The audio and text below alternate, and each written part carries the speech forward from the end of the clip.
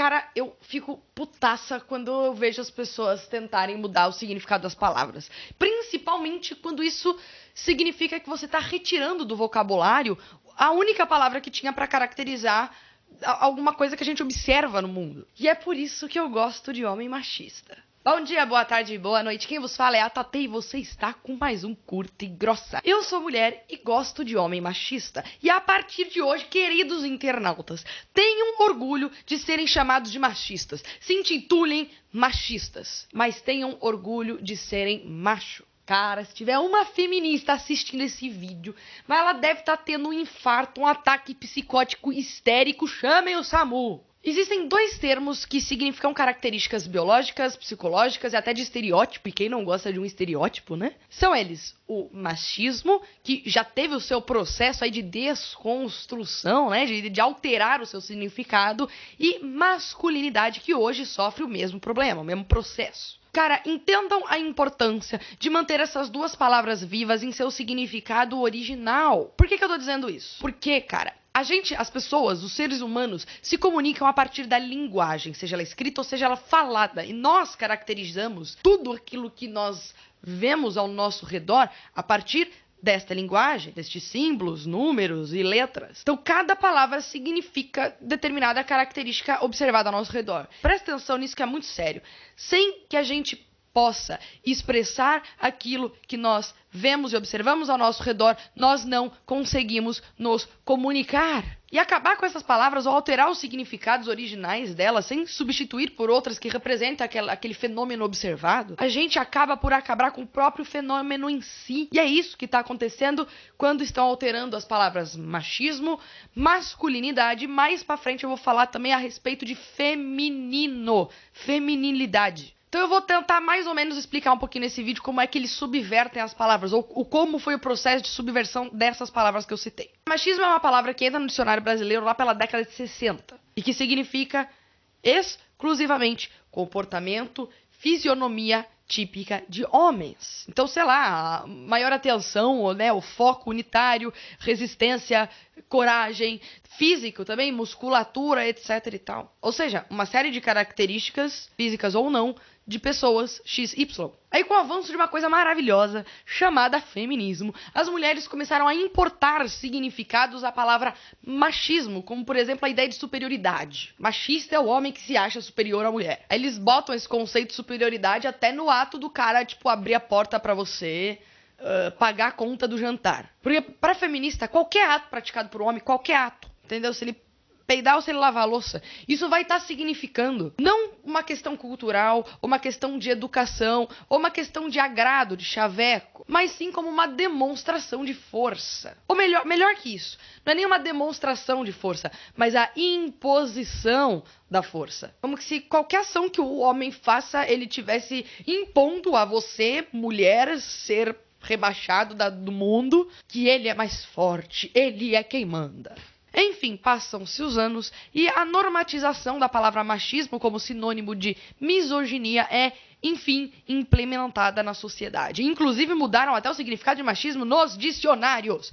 Pegue um dicionário da sua avó, de 1960, e veja qual é o verdadeiro significado de machismo. Depois você compara com o que tem aí no Wikipedia. E aí tá normatizado. Sabe por que tá normatizado? Porque se chegar uma mina e te chamar de machista na rua, você vai ficar com os olhos desse tamanho tentando se justificar e falar que você não é machista. Mas a partir de agora, eu peço a vocês, inscritos do Curta e Grossa, que comecem a trazer à tona o verdadeiro significado de machismo e que o sejam de fato. Enfim, destruído o termo machismo, ainda sobrava um termo a ser utilizado para representar o empirismo masculino, ou seja, as características observáveis de pessoas XY, que é a palavra masculinidade. Que hoje tá na moda falar, né? Masculinidade tóxica, né? Só os feministas falando de masculinidade tóxica. Tem até aula de masculinidade tóxica na porra da faculdade, você pagando por isso. Entendam de uma vez por todas, não existe masculinidade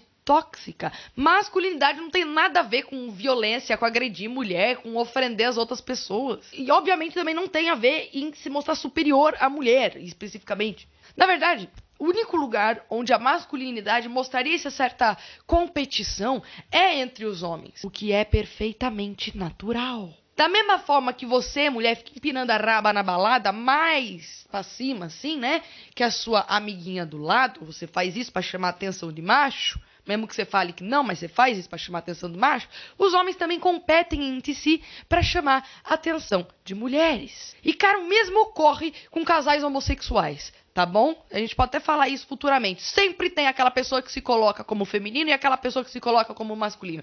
Não existe casais homossexuais sem gênero, sem gênero no sentido social. Sempre tem aquela pessoa que se comporta de forma mais feminina e aquela pessoa que se comporta de mais masculina. Podem observar isso. Enfim, essa é a única competição dentro da masculinidade. Ou seja, olha isso, presta atenção aqui, zoom. Em seu contexto natural, a masculinidade serve especificamente para agradar mulheres. Agora me diga o que de tóxico tem nisso.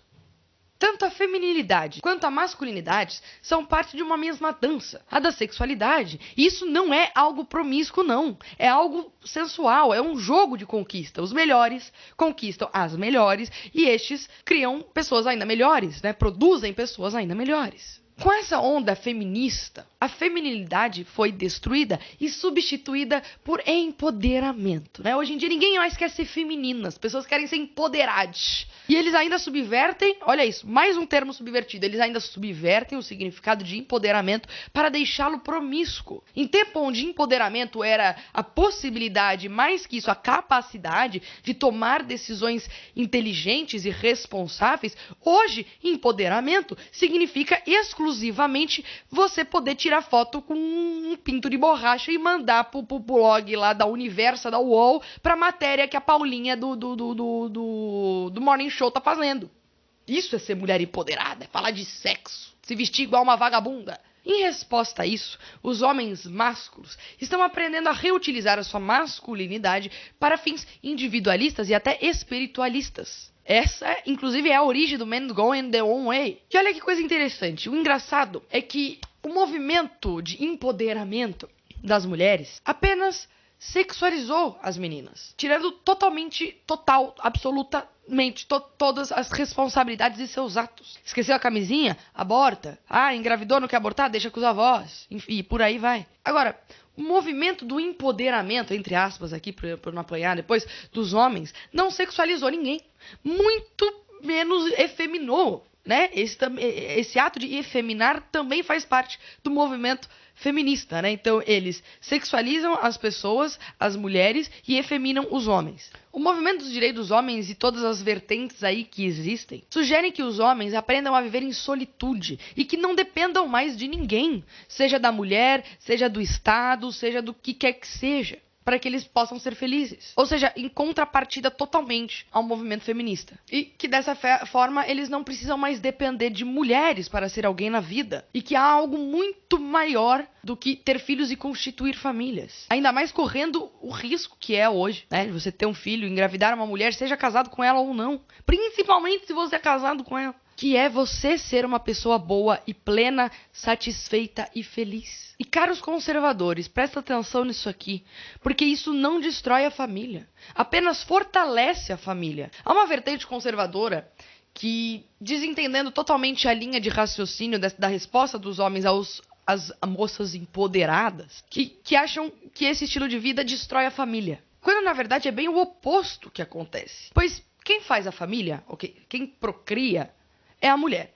E hoje, as famílias já nascem completamente destruídas, sem pai, sem mãe, largada com tio, avô, sei lá o quê, que muitas vezes cria até melhor do que a mãe criaria, mas isso causa, sim, uma bugância.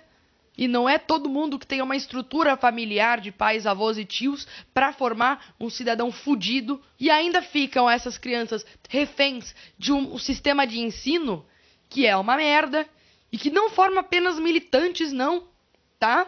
Que formam pessoas incapazes de raciocinar, de compreender, formam pessoas para o trabalho automático e jamais para ser um cidadão melhor. E quando eles falam que a educação é para formar um cidadão melhor, é aí que eles criam militantes, que vai meter política no meio.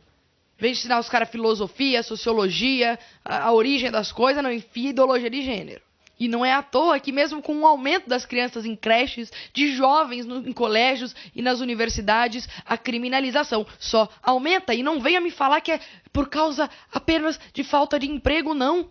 Não é. Não necessariamente, até porque emprego formal é uma invenção do Estado. E tem inúmeras de famílias aí que não têm empregos formais e que são muito mais estruturadas do que outras famílias que têm empregos formais. Isso aí é falta de estrutura moral.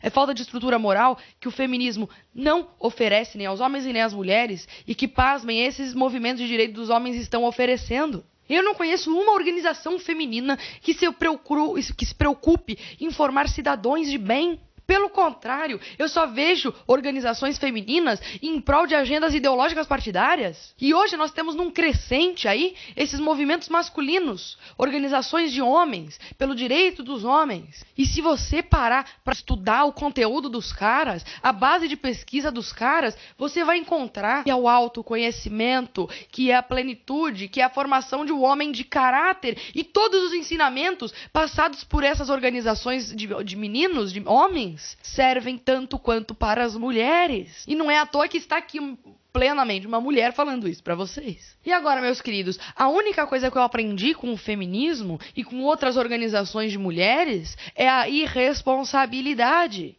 é a dependência. Para provocar aqui um pouquinho, que eu sempre gosto de provocar os cristãos aqui do meu canal, que eu sei que tem muita gente cristão aqui de várias vertentes que seguem o Curta e Grossa, pensem numa coisinha. Porque essa aula acaba sendo a aula que mais critica esses movimentos. A mulher induziu o homem ao erro, Adão e Eva. Mas foi justamente um homem, Jesus, que veio trazer a salvação. Olha que coisa interessante. Se isso não significa absolutamente nada para você, então eu não sei mais o que significa as coisas. Porque isso é uma mensagem bem clara e bem interessante. As mulheres que estudarem a base moral trazida por estes movimentos dos homens darão não só luz a pessoas melhores, mas construirão, desenvolverão jovens homens e mulheres moralmente saudáveis. E só assim, só então, a gente vai conseguir restituir a instituição que é a mais importante da sociedade ocidental, a família.